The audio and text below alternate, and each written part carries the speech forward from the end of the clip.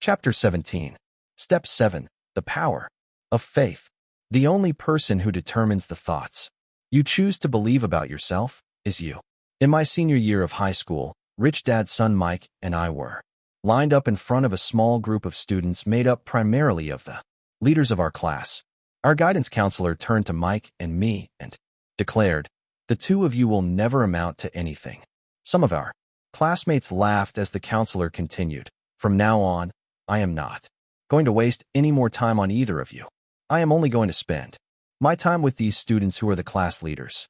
You two are the class clowns with bad grades, and you will never amount to anything. Now get out of here." Biggest favor of all. That counselor did Mike and me a huge favor. While her words hurt us deeply, they also inspired both of us to strive even harder. Her words carried us through college and into our own businesses. High school reunion. A few years ago, Mike and I went to our high school reunion, always an interesting experience. It was nice to visit with people we had spent 3 years with during a period of time when none of us really knew who we were. It was also interesting to see that most of the so-called senior leaders had not become successful in the years after high school. Mike and I were not academic whiz kids. We were not class leaders, financial geniuses, or athletic stars. For the most part, we were slow to average learners and students.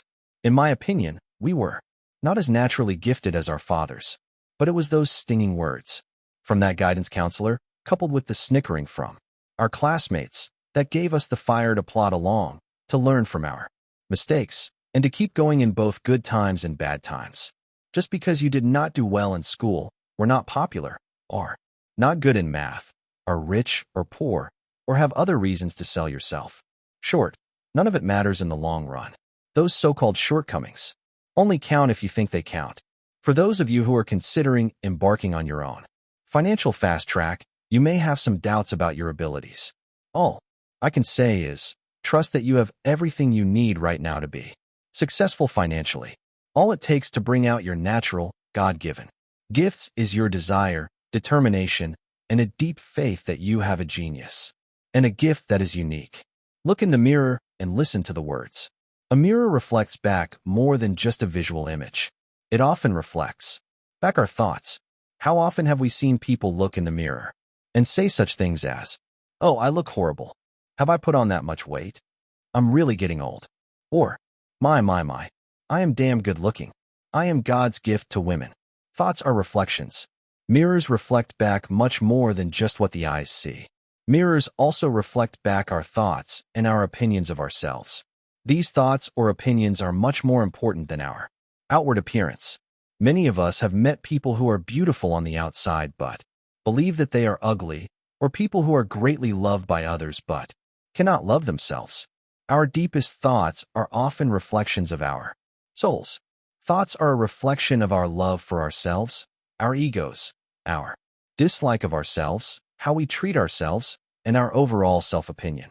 Money doesn't stay with people who don't trust themselves. Personal truths are often spoken in moments of peak emotion. After explaining the cash flow quadrant to an individual or a group, I give them a moment to decide their next step.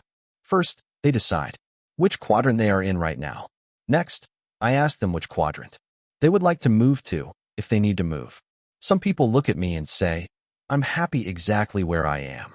Others say, "I'm not happy, but I am not willing to change or move at this time." And then there are people who are unhappy where they are and know they need to do something immediately.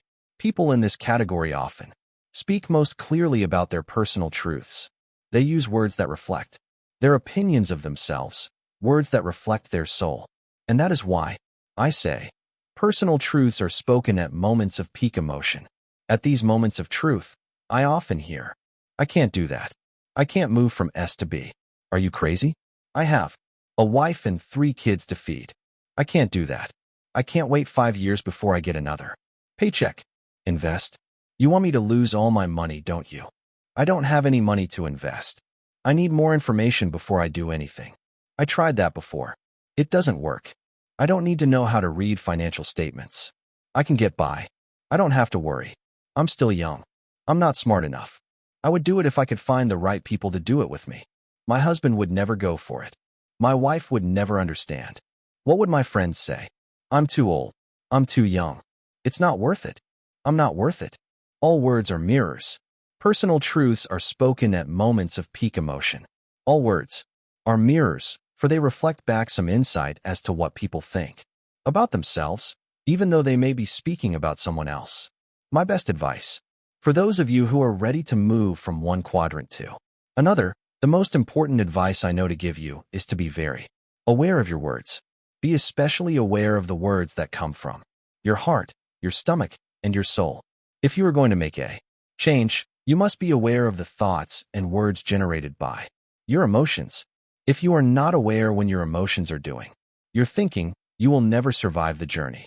You will always hold yourself back. If you say, "My spouse will never understand," you are really saying more about yourself. You may be using your spouse as an excuse for your own inaction, or you might actually be saying, "I don't have the courage or communication skills to convey these new ideas." All words are mirrors that provide opportunities for you to look into your soul. Or if you say, "I can't stop working and start my own business.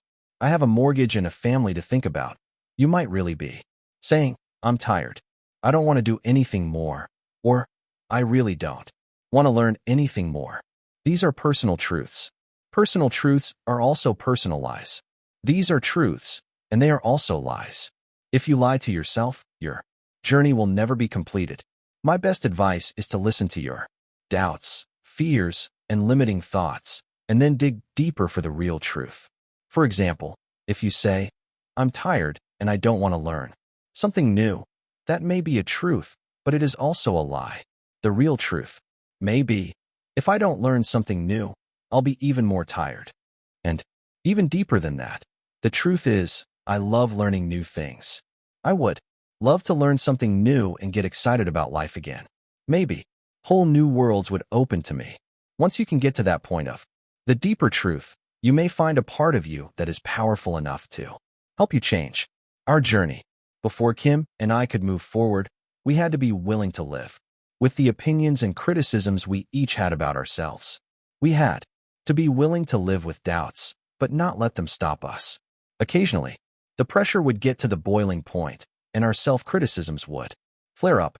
I would blame her for my doubts, and she would blame me for hers. But we both knew before starting out on this journey that the only thing we had to ultimately face was our own personal doubts, criticisms, and inadequacies. Our real job as husband and wife, business partners, and soulmates along this journey was to keep reminding each other that each of us was much more powerful than our individual doubts, pettiness, and inadequacies. In that process, we learned to trust ourselves more. The ultimate goal for us was more than to simply get rich. It was to learn to be trustworthy with ourselves as well as with money. Remember that the only person who determines the thoughts you choose to believe about yourself is you. So the reward from the journey is not only the freedom that money buys, but the trust you gain in yourself. My best advice is to prepare daily to be bigger than your smallness. In my opinion, the reason most people stop and turn back from their dreams is because the tiny person found inside each of us wields more power than our bigger person. Even though you may not be good at everything, take time developing what you need to learn, and your world will change rapidly.